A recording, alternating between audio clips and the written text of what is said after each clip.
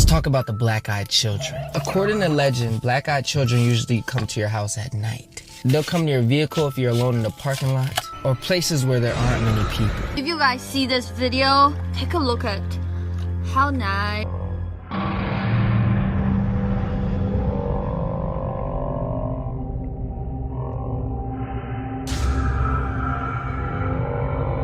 It disappears as soon as she pans the camera back.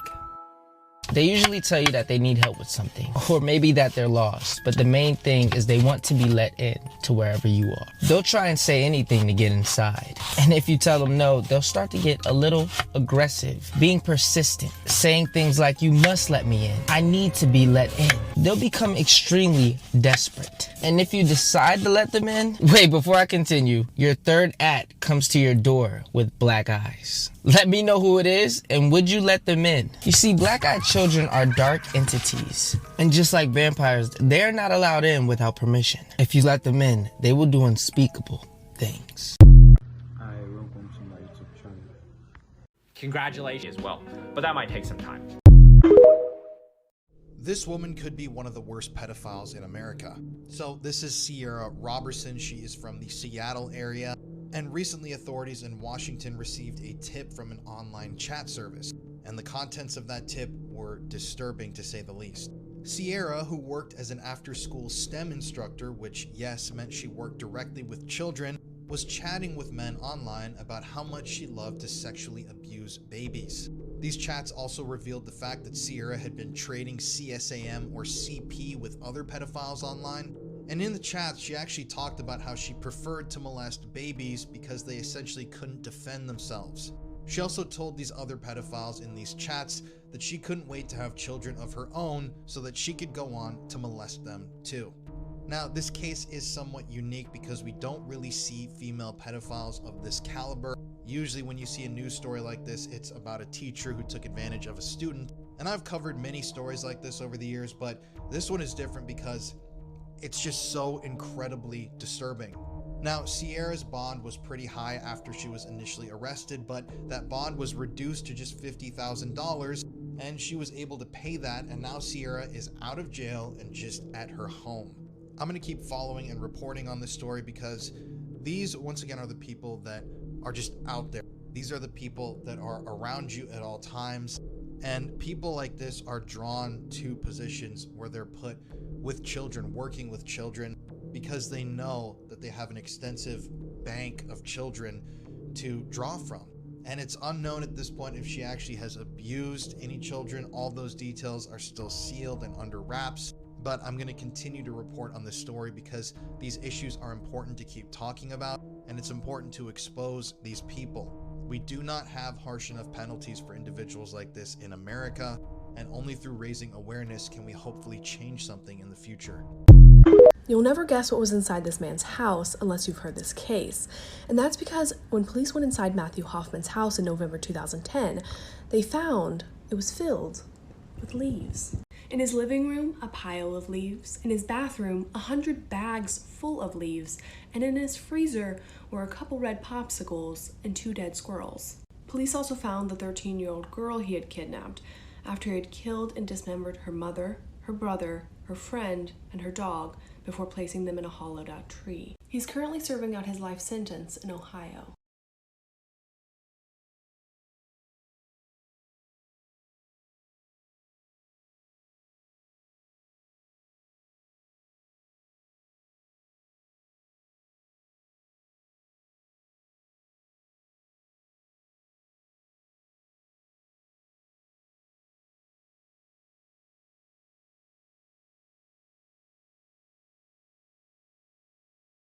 Have you guys heard about the disturbing case of the man who shot his 3 kids and his wife? On Friday, May 30th, 2022, this 51-year-old man shot his 3 kids and his wife before turning the gun on himself. And this was written by someone on TikTok, and I'll let you guys know who that was in a little bit. The 4 victims were 6-year-old Caitlin, 4-year-old Ronald, 3-year-old Joshua, and 40-year-old mother Dawn Gillard. Police were called around 2:30 p.m. to the residence residence in Michigan after multiple gunshots were fired. Like I mentioned, the father tried taking his own life and shot himself in the head, but he actually survived, and his 3 kids and the mother did not. After researching about this case, I found out that the mother, Dawn Gillard, had an older daughter from a previous relationship as well. Her name is Haley Salisbury. I hope I'm pronouncing her last name right, but she made 3 TikTok videos about the incident, and when I watched these videos, I just felt so bad for her. Also because she talks about losing her biological father to cancer 6 months before. So that must have been really hard. Now, going back to this photo, Haley posted this on her TikTok, which is where I got the photo of the man who killed his 3 kids allegedly and his wife, also Haley's stepfather. I guess investigators are still waiting to speak to the father who allegedly murdered his entire family. This all recently happened a few days ago, so if there are any updates, I'll be letting you guys know in the comments. In May of 2012, a Reddit user asked others to share a secret which, if came out, could ruin their lives. And while this post received over 44,000 comments in total, one chilling confession stood out above the rest. About 9 hours after the original post went up, a user replied with a haunting story of his own, reading, "I accidentally killed 7 people. I put a rag into a new water heater exhaust to keep debris out and installed it in a rental. I get a call a week later, there's been an accident. I show up and there's a ton of EMS and police. They ask me where the gas shutoff is, and I go down to shut the gas off and see the end of the rag I forgot sticking out of the top of the heater. Ripped the rag out, shut the gas off, and headed upstairs, only to be told all the tenants were dead. I drink all day now and sleep. It's killing me from the inside every single day, but if I say anything, my family is ruined. We have a bunch of rental properties and we'd be shut down." This reply caught the attention of thousands of other users who wanted more details on This is the everyone is dead conspiracy theory. Putting it bluntly, your parents, your cousins, your friends, and your enemies are all dead. Oh yeah, and so are you. Let me start by saying there are 2 things that have been documented to happen to us when we are proclaimed dead. Firstly, our whole life flashes before our eyes. And number 2, our brain lives on for 7 extra minutes. So for 7 minutes, we live in this dreamlike state, reliving everything. And we have actually recorded the brain creating these memories after the person is clinically dead. As we know by this fellow, Albert Einstein, time is relative. So it's safe to assume, just like when we fall asleep and dream at night, time works differently when we're in that dream state. Thus, it could feel like 7 minutes, or it could feel like 100 years. This theory goes on to consider that we all died in 2012 when the Mayans predicted the end of the world. And as we all try to collectively remember all of our memories, all of the inconsistencies bring about the Mandela effects, deja vu. So send this to someone right now to let them know that they might be dead. Elon! This is Daddy's head.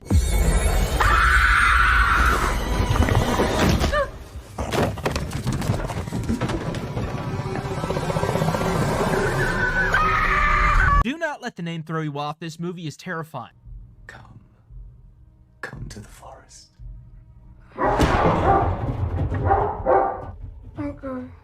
I am horribly guilty of judging a movie by its title for this one. Seriously, I saw the title on Prime Video and I was like, that sounds stupid, I'm not gonna watch it. I ended up seeing a clip with the face, and you know what I'm talking about. Dude, this movie was good. The plot follows a young boy who just lost his father in a car accident, and now he's stuck inside of his home with his stepmom, who he doesn't like. When all of a sudden, his dad, who is supposed to be dead, comes back. Except it is not his dad at all. Don't trust her. Don't trust Robert. They will lie to you. They're not telling you the truth. I built you your home. Go inside. Don't be scared. Please, I love you. Please come back. I enjoyed this movie so much, it has absolutely earned a spot in my top 10, which is awesome. And now I just got to figure out where to put it. So if you would like to watch it for yourself, once again, it is called Daddy's Head, and it is available on Prime Video. Absolutely go check this one out. This one is so good. Daisy, give me your answer, do. I'm half crazy. All for the love of you.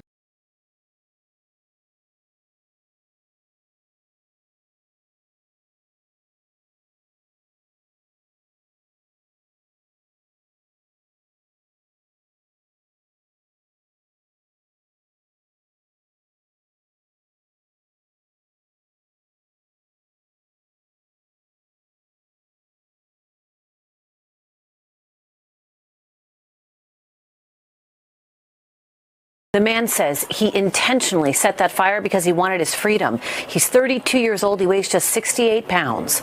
Waterbury, Connecticut police say he was so emaciated that his body resembled that of a patient with advanced cancer. The man was trapped inside of his home, he says, drinking from the toilet to stay hydrated. He was held inside of a room that had multiple locks on the outside of the door.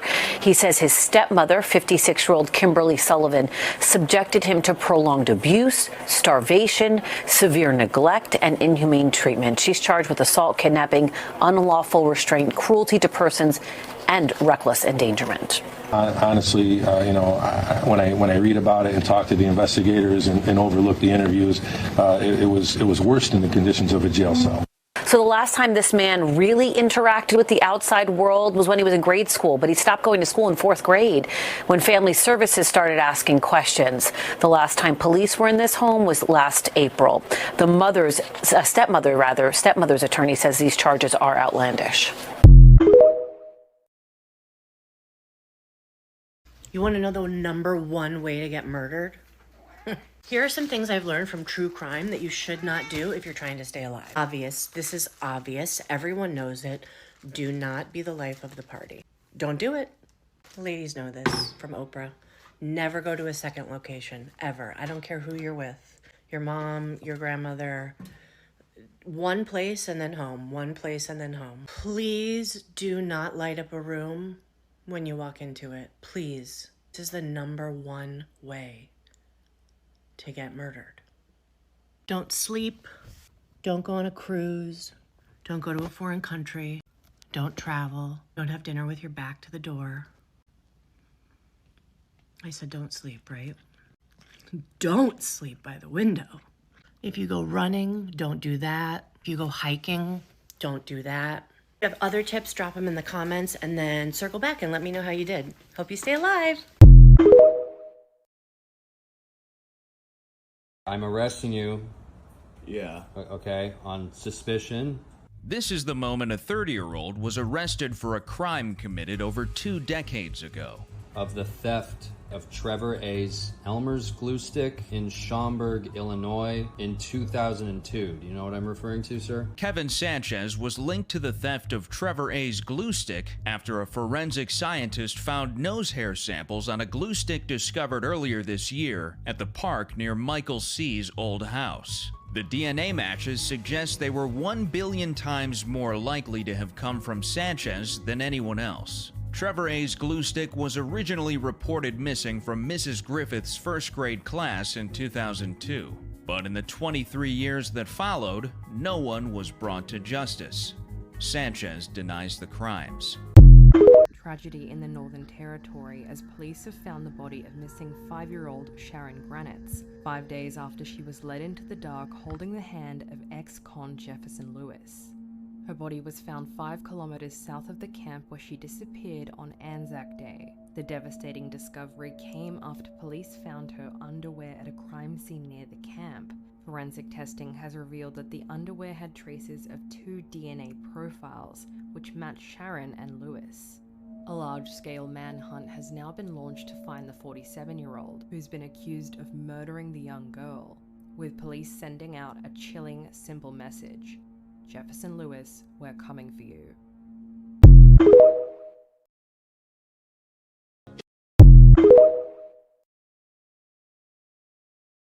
Y'all, why did I just come across the video of the lady who was working at a truck stop in Mexico? Her job was to inspect semi-trucks that come through.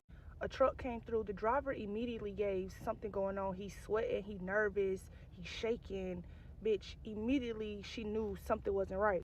She goes around to the back of the truck to inspect the truck. When she gets to the back of the truck, the door in the back was already halfway open. So all she did was push it up a little more. When she pushed that door up, why did she find hundreds of children's bodies literally stacked on top of each other like cargo shipment? And then what makes it so fucking scary is that a couple days later, why did this same lady who found these children's bodies, of course she called the police, but why was she found stuffed inside of a suitcase days later with a note that said, this is what happens when you see stuff and don't mind your business? Y'all, why the fuck was it the cartel?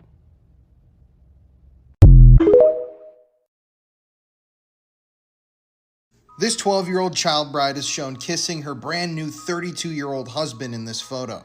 And the story behind this picture is disturbing. So this is 32-year-old Homer Peele from Tennessee and his 12-year-old bride, Geneva.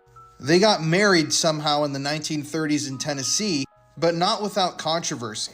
You see, locals in the area protested this marriage, and they were constantly making their thoughts known. I mean, obviously, this is a 12-year-old girl getting married to a 32-year-old man. It blows my mind that disgusting filth like this used to be legal here in America, but unfortunately, that's just history, and it was. So, like I said, in the 1930s, Homer decided to take his child bride down to the courthouse to get married. And get married they did. Now, Geneva's mother didn't know that she was going to the courthouse to get married, and when her mother found out about this, she filed a lawsuit to try to get the marriage annulled, essentially to cancel the marriage. However, the judge said that he wouldn't annul the marriage because, as it turned out, Geneva had been living in a poorhouse with her mother, and the judge decided that her life was better with her 32-year-old husband than with her mother in the poorhouse. So, he just decided not to annul the marriage and sent the child victim back home with her abuser. I mean, this is absolutely disgusting, disturbing shit, but predators and pedophiles aren't a modern thing. And in some cases like this, it used to be legal. Let me know if you thought this was as shocking as I did. This is easily one of the scariest scenes from any horror movie in recent history. Everything about this scene is terrifying to me. My name's Rookie, I love horror movies, and this is the bear scene from Annihilation. Annihilation follows biologists who enter this strange expanding world called the Shimmer, where nature mutates everything it touches. Now, I wasn't a huge fan of this film. Sci-fi horror is something I've never really gotten on board with, but there is one scene in this film that I absolutely loved because it scared the shit out of me. In this scene, we see our main characters tied to a chair as this creature enters the room. This thing is massive and it is mimicking human dialect. The thing responds to sound, so they have to try and be as quiet as they can. And as you can imagine, this is very, very hard with this thing breathing down your neck. One thing leads to another. The bear detects sounds and goes after it, and the rest is messy, violent history. But why is this so scary?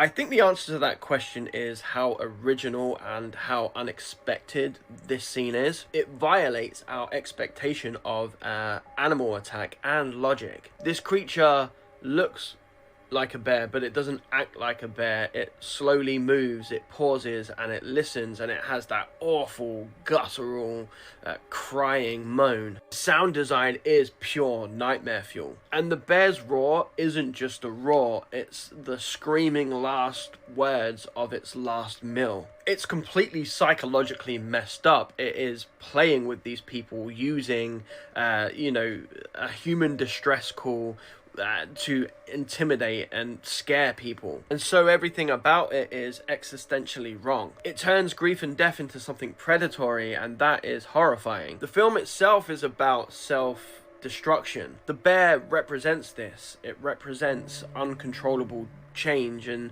the fear of losing yourself. Trauma that lingers long after the event, and this idea that pain can be inflicted on others. The bear is a literal embodiment of a person's last moments, and that's what makes it feel so terrifying and feel so wrong. The scene extends tension, it doesn't just release it. And I'm reminded of other scenes from other, probably better sci-fi horror films like The Thing that really play with this idea of tension to scare us. And at the end of the day, this bear is just scary. The creature design is really well done, and I know it's CGI in parts, and it does bother me a little bit, but it is a scary, scary bear. You got some girlfriends? No, not right now. You ever been, at your age, when I was your age, I had been rejected at least 3 times by girls. You ever been rejected? Not really, no. I mean, when you like a girl, she likes you, and that's it. Yeah. You're a lucky guy. Thanks. When you grow up in Hollywood, this is how it starts. not with scandals or headlines, but with questions that don't belong to children, asked on camera and laughed off as cute. This interview wasn't about answers, it was about normalising discomfort. Different decade, same formula. Look at Brooke Shields, Shirley Temple, even recent stars have admitted growing up inside a system that has blurred boundaries early. And that is how the industry protects itself, by making it feel normal at first. And once it's normal, no one questions it. Can you name any others? Let me know your thoughts and comments down below.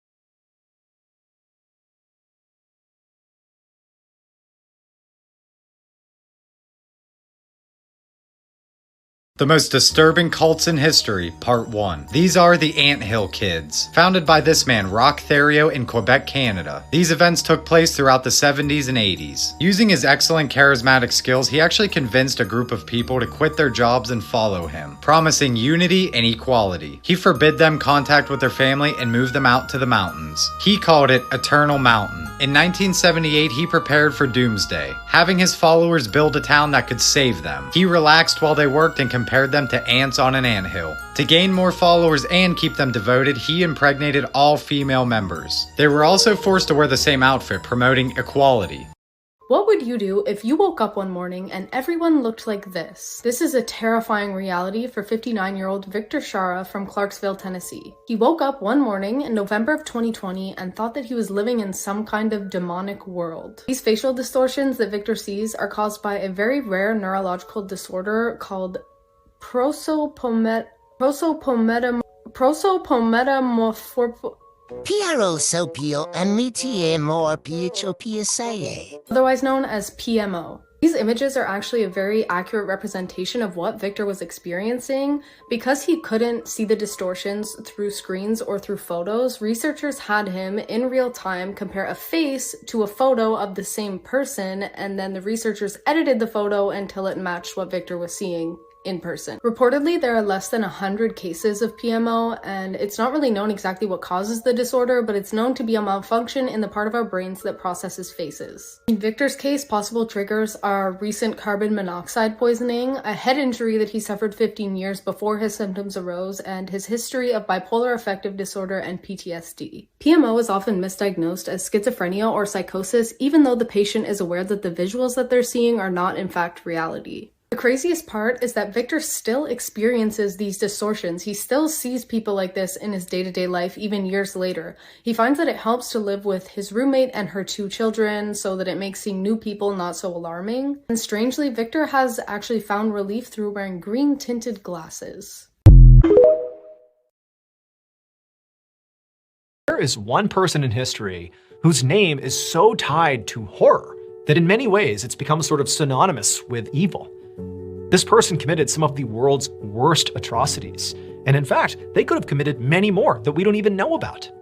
And part of the reason we don't know about it is because they got away with it. And even worse, they never came out and said why they did anything. There's no motive, there's no manifesto, there's virtually no communication with authorities or the public or anything. However, there is one time that this killer, for whatever reason, did reach out and communicate with somebody. And this interaction is simply known as From Hell. On the evening of October 12, 1888, a 49-year-old businessman named George Lusk walked into his upscale home in East London. He grabbed the mail that his housekeeper had set out on the table by the door, and he began sifting through it. And at first, all he saw were a couple letters from friends, and he saw a couple of invitations to upcoming parties. And then he got to the bottom of the mail pile, and he stopped. Because at the bottom of the mail pile, there was a postcard and a letter.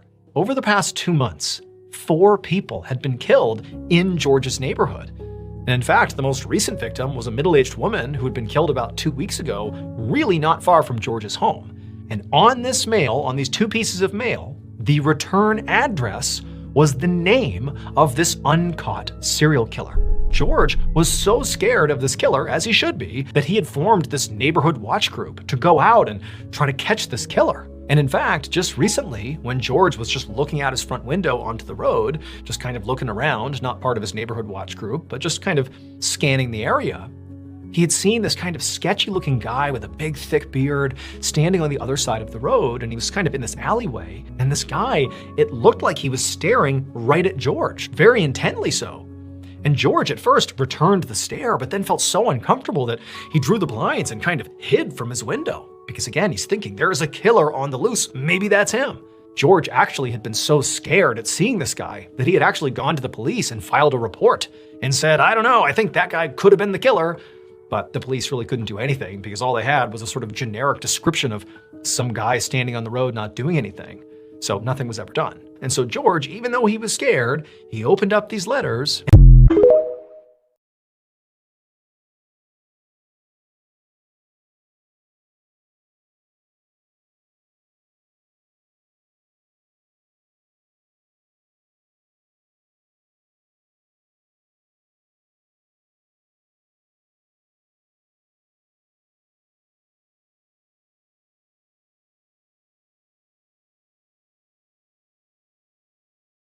Black history that you did not learn in school. George Stinney. This is a tough one. The place was South Carolina, and the year was 1944. This kid, George, and his sister were playing outside, then suddenly 2 little white girls came along and asked them if they could help them find a particular flower. George and his sister said no, and the girls went about their way. But there was a problem. These 2 girls never came home. Soon, a search team was sent out to go and help find these 2 missing girls. George and his family were also part of that search team to help out. Then, sometime along the search, George mentioned to a fellow searcher that he had seen the girls earlier that day. That was a big mistake. Sadly, the girls were found the next day, beaten and deceased in a ditch. And one of the searchers remembered, hey, there was this little boy who told me that he had seen them that same day. Well, soon, George, 14 years old, was charged and arrested for both of their murders. Now, one of the officers claimed that George had confessed to the crime, even though there was no physical evidence that tied him to it, and it wasn't a written confession, just a cop that said, hey, he told me he did it. He said he did it. Now, this town wanted this little boy gone. I mean, they went to go do it themselves, but he got moved to a courthouse outside of the town. Now, speaking of court, he was not given a fair trial by any means whatsoever. The counsel and lawyer that he was provided with didn't call for an independent investigation, didn't call any witnesses to the stand, didn't cross-examine the officer who said that George had confessed. It was just a mess. And there were no black people allowed in the courtroom, not even his parents. The all-white jury deliberated for a whopping 10 minutes and found him guilty. He was then sentenced to death by electric chair. In fact, his frame was so small that they had to sit him on a Bible so that he could reach the straps, and the mask barely fit his head. I mean, once they powered the electric chair, it actually fell off. Now, there is some good news. 70 years later, after a lot of legal battles led by that same sister, she was able to help get his conviction overturned. The judge said that he clearly wasn't given a fair trial, wasn't given the right due process, and it violated his constitutional rights. George Stinney was the youngest American to be executed in the 20th century. He was wrongfully convicted, and he might still be alive in 2026 were it not for the color of his skin. Follow if this also pissed you off. Workers laying a pipeline make a gruesome find. They unearthed the remains of a 12-year-old girl who vanished without a trace after taking part in a Christmas concert in 1984. The mystery now, 35 years later, how did Jonelle Matthews die? Everybody wants answers. Why, who? They want justice done. After that concert by her school choir, Jonelle was dropped off at her home outside Denver, Colorado. Her mom, father, and sister were all out that night, so the house was empty. When her father came home about an hour later, the TV was on, but Jonelle was nowhere to be found. She was never seen again. This is Jonelle's parents at a prayer vigil shortly after she vanished. At the time, cops in Greeley, Colorado believed her disappearance was a possible kidnapping. This case has just really weighed on the hearts of the Greeley Police Department, along with the family and the city of Greeley. The site where Jonelle's remains were found is 20 miles from her old home. Jonelle's sister, Jennifer.